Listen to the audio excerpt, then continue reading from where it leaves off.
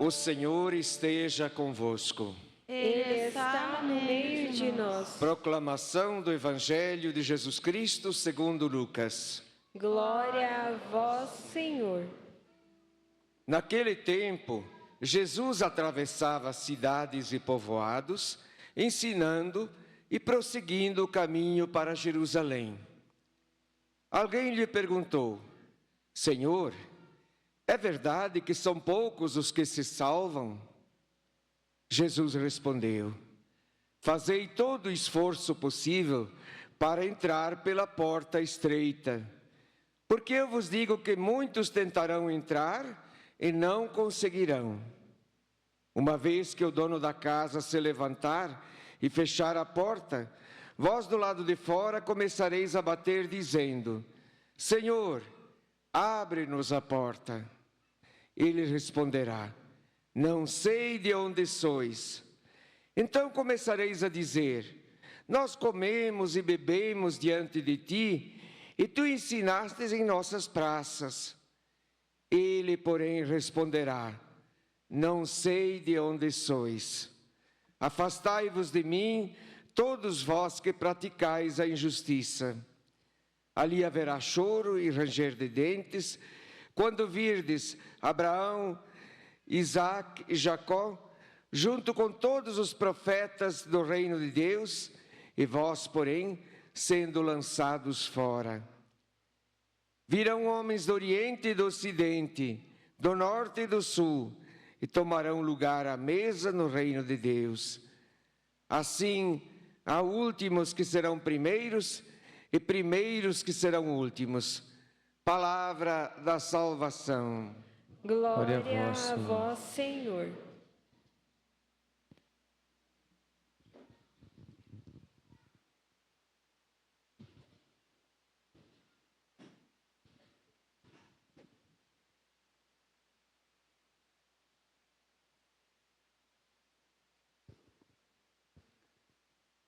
Reverendíssimo irmão, Padre Toninho, querida equipe de liturgia, queridos jovens retirantes do Grupo Reviver, querida comunidade, louvado seja nosso Senhor Jesus Cristo.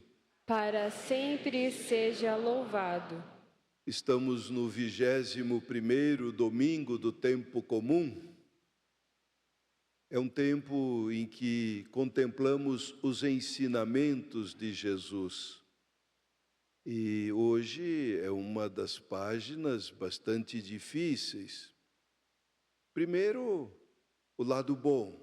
A salvação é dirigida a todos os povos. A primeira leitura nos assegura isso. Já no profeta Isaías, tinha com muita clareza que mensageiros serão enviados a todos os povos, todos os homens e mulheres, evidentes, são convidados a fazer parte do reino de Deus. Mas não é uma entrada leve, suave. Preciso esforço, preciso dedicação, preciso foco, preciso opção. Preciso fazer escolhas e ser coerente com estas escolhas. Muitas vezes, ainda mais no mundo que nós vivemos, de tantas facilidades, a gente aperta nos botões e as coisas acontecem. A gente recebe o nosso salário e paga as contas sem sair de dentro de casa. Tudo pelo telefone. É um mundo de muitas facilidades. E às vezes nós podemos cair na tentação de que a vivência religiosa também passe por estas facilidades todas. E até ao longo da história, muitos se inclinaram a interpretar assim. Diz, não, todo mundo vai se salvar. Até os anjos caídos, se eles se converterem, eles vão se salvar. E por isso a pergunta que fazem a Jesus, é verdade que são poucos os que se salvam? Porque alguns asseguravam que seriam poucos, outros que seriam muitos. E ele diz, fazei todo o esforço possível. Muitos tentarão entrar e não vão conseguir. Noutra parte ele vai dizer, muitos chamados, poucos os escolhidos. é uma aptidão, é um estado de espírito, é uma forma de relacionamento com o mundo, com as pessoas, com a natureza. É o jeito de Jesus de Nazaré. É um jeito amoroso de ser. Por isso, afastai-vos vós que praticais a iniquidade. Aqueles que fazem maldades não serão reconhecidos. E o reconhecimento de Jesus, ou por Jesus, se dá de tal forma que a gente faça uma experiência, não de uma informação apenas, mas de um encontro pessoal com Ele. Por isso, queridos retirantes, vocês tiraram um tempo especial para conhecerem Jesus e se permitirem serem conhecidos por Ele. Bate a porta, quem sois? Não vos conheço. Sim, Senhor, mas nós comemos contigo, nós falávamos de você nas praças. Não sei quem sois, afastai-vos de mim, malditos, vós que praticais a iniquidade. Ou seja, há um critério claro aí. A segunda leitura que nós ouvíamos falava da importância da correção. Diz que Deus castiga aqueles que dele se aproximam, porque os ama e os quer melhores ainda. E aí, muitas vezes, a dor, o sofrimento bate à nossa porta e a gente pergunta: Senhor, mas por quê? Pergunta errada. Não devemos perguntar por quê, mas sim para quê. Porque o Senhor nos quer em movimento, nos quer crescendo, nos quer sendo a cada dia melhores do que fomos no dia anterior. E assim, nos capacitando cada vez mais ao reconhecimento e à entrada no reino de Deus. É um processo que leva a vida inteira. Não é só, já fiz catequese, já estou batismado, crismado, sacramentado, estou com o céu garantido. Não, ninguém pode dizer isso, ninguém de nós. Nem nós, bispos, padres, estamos todos a caminhos. E tendo consciência que aqueles a quem muito se deu, muito mais será exigido.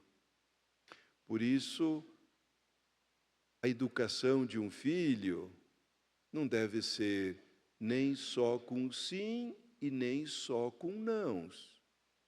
É o equilíbrio entre sims e nãos. E para dizer não, não precisa dizer gritando e nem precisa dizê-lo xingando. Pode dizer com um sorriso e com ternura no rosto. Criança precisa descobrir, enquanto é pequena, que ela não pode tudo, ninguém pode tudo, só Deus pode tudo.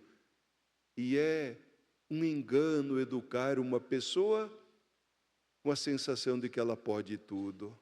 Vai ser uma pessoa insegura a vida inteira, porque ela, na prática, no dia a dia, na realidade, vai esbarrar com os limites de que ela não consegue resolver. Eu fico um tanto constrangido quando às vezes chega na casa de uma pessoa e quem controla, o que detém o controle remoto da TV é uma criança. E fica lá sujeitando os adultos à sua tirania de criança. Ela não tem maturidade para isso. Os pais estão dando àquela criança um poder pela qual ela ainda não está apta para exercitar. Então, diz, não, aqui é o pai, é a mãe que controla a TV. Você é pequeno, quando você crescer e tiver a sua casa, sim, aí você vai controlar o controle da sua TV. Mas aqui não.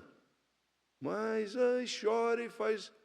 A gente logo vê, mesmo na celebração, quando as crianças são mimadas demais, elas têm dificuldade de lidar com o não.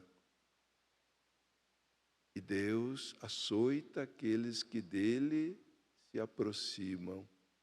O Papa falou algum tempo atrás aí e fez referência à varinha ou coisa assim, e o pessoal fizeram umas críticas muito ácidas, porque ele estava defendendo o castigo físico. Não se trata do castigo físico, mas se trata, sim, de colocar limites. Primeiro, com ternura, com carinho. Se não obedece, um puxãozinho de orelha, levezinho. Se não, um pouquinho mais força. E olha, nós mais antigos sabemos para que serve essa parte molzinha que nós temos atrás do corpo. Não é só uma almofadinha para sentar. O que revolta a pessoa é a transferência de mágoa. Bater na criança transferindo os problemas do pai ou da mãe, isso revolta. Agora, claro, o ideal é nunca levantar as mãos para os filhos, mas se desde pequenos eles aprendem a ouvir, aprendem o valor do colo e o peso de cada palavra, nunca será preciso levantar a mão. Mas se os pais deixarem correr solto, vai sim chegar o momento que a dor interior dos vícios, das drogas, da prostituição é muito maior do que uma palmadinha no bumbum. O que vocês querem, pais? Decidam o que vocês querem para os filhos. Precisa sim, está na Bíblia. Deus açoita aqueles que dele se aproximam, para que sejam melhores. O ideal é que nunca precise. O carinho, o amor, educa.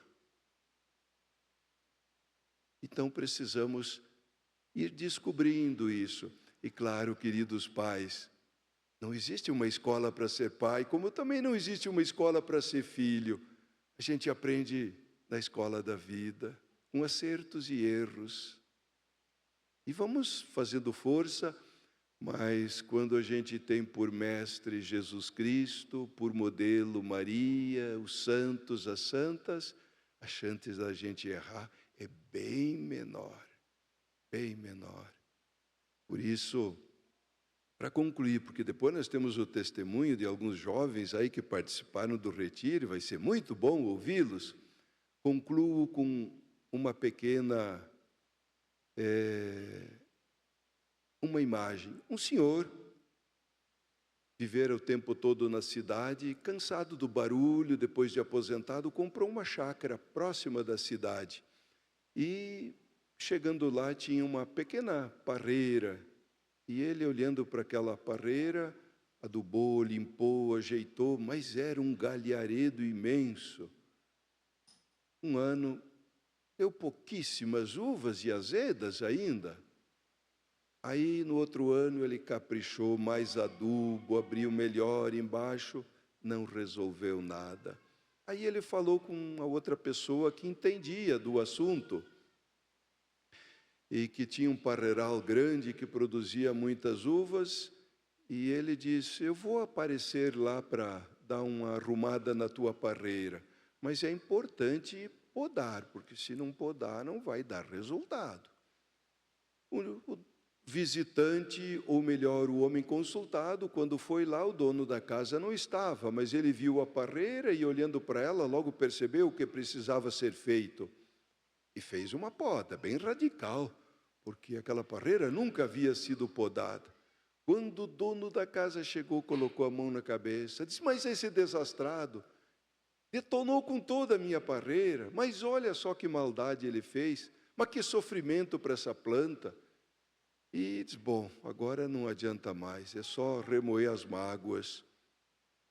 Passado o tempo, começou a surgir alguns brotos novos, e logo com o tempo foi surgindo os cachinhos de uva, bastante flores, e foi se enchendo, e os cachos ficando grandes, e os grãos graúdos, e finalmente exalou aquele aroma gostoso de uvas maduras. Só então ele entendeu a importância da poda. Nós também precisamos de uma podazinha de vez em quando, né? Não podemos fazer tudo aquilo que a gente quer. As crianças também não.